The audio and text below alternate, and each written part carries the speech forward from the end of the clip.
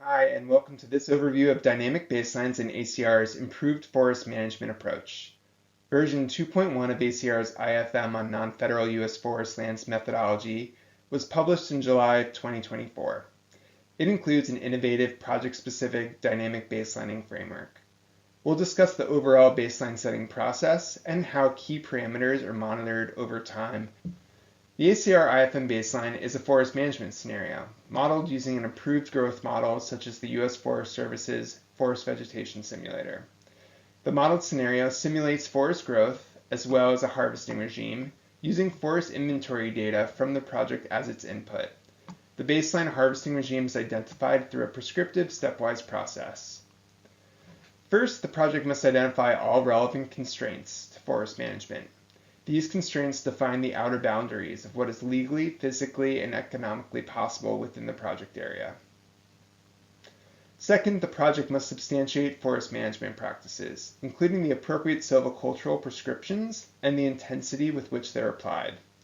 The defined silviculture and associated intensities are also applied as model constraints. Third, the project must perform a financial analysis to develop a harvest schedule. This step ensures that harvests only occur if merchantable timber is available and only stands of financially mature timber are harvested. At this stage, a complete baseline scenario is developed, but there's one last critical step. All the key assumptions underpinning the baseline scenario are evaluated ex post prior to any credits being generated and on a continuous basis throughout the life of the project. The baseline scenario is dynamically evaluated. Now we'll dive deeper into each step.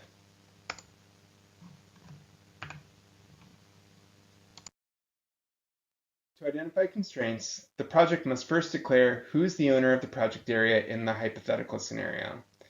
If a project area was recently acquired, the baseline model may be parameterized, assuming that the previous owner is still managing the property. This recognizes that carbon credit revenue can incentivize land acquisition, taking land out of more intensive management and transitioning it to more climate-smart management. If the project area hasn't changed hands recently, the baseline model is parameterized for the current owner. Next, several categories of constraints are considered as relevant for the identified owner, and a demonstration of their consideration must include a review and attestation from a local professional forester. Legal constraints would include laws, but also other relevant legal frameworks. Examples include forest practice laws, pre-existing easements, and also voluntary best management practices from the state. Any areas with physical limitations to harvesting timber must be identified. This includes any areas that are inoperable for common practice logging methods in the region due to topography, such as steep slopes, and also areas that are logistically difficult to access. If timber extraction would not be financially feasible or common practice due to logistical challenges, that area cannot be harvested in the baseline model. The project must demonstrate there is sufficient market infrastructure to buy the logs produced by the baseline scenario. Specific mills must be identified, and the project must demonstrate that each mill is within a financially feasible hauling distance. Lastly, the project must consider any constraints on forest management imposed by an external entity not directly involved in the carbon project, but whose approval is necessary to carry out forest management in the project area. External approval is especially relevant for public and tribal landowners. A baseline scenario's forest management practices must include silvicultural prescriptions that are common practice for the region and also appropriate for the project area's specific circumstances, such as its species mix and age class. A professional forester must substantiate each project's choice of silvicultural prescriptions. Forest management practices also include the frequency and spatial extent, or intensity, with which the substantiated silviculture is applied. Three options are available for setting harvest intensity. The first option is a comparable properties analysis. This is a prescriptive geospatial framework that uses publicly available data sets to determine the harvest rates of neighboring properties. The neighboring properties are ranked by their similarity to the project area, and one of the most similar properties is selected to develop a harvest intensity constraint that's modeled in the baseline scenario. This process is repeated at minimum every 5 years throughout the life of the project to continuously constrain the baseline harvest intensity using recent harvest behavior of the project's most similar neighbors. The second option is a qualified forest management plan. This plan must be written before the carbon project initiated to capture the management intent of the project area in the absence of the carbon project. The third option is a removals-only baseline. This option requires a fully constrained baseline harvest schedule that, on average, harvests less than growth and thus only issues removals credits.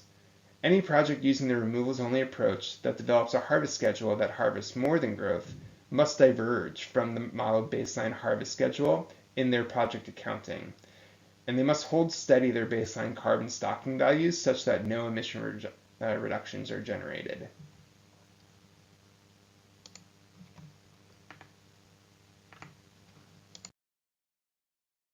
Once all constraints and forest management practices have been defined, a baseline harvest schedule is developed using a constrained optimization software. Only profitable harvest treatments which target financially mature timber may be modeled, as evidenced by a discounted cash flow analysis using ownership-specific discount rates. A professional forester must review and approve all price and cost assumptions. To demonstrate financial additionality, the baseline scenario's net present value from timber harvest must be greater than the with project scenario's net present value from timber harvest. So now the project has a fully developed baseline scenario. This scenario is validated by a third-party auditor at the initiation of the project. Each time a project seeks credit issuance, that previously validated baseline scenario must undergo dynamic evaluation.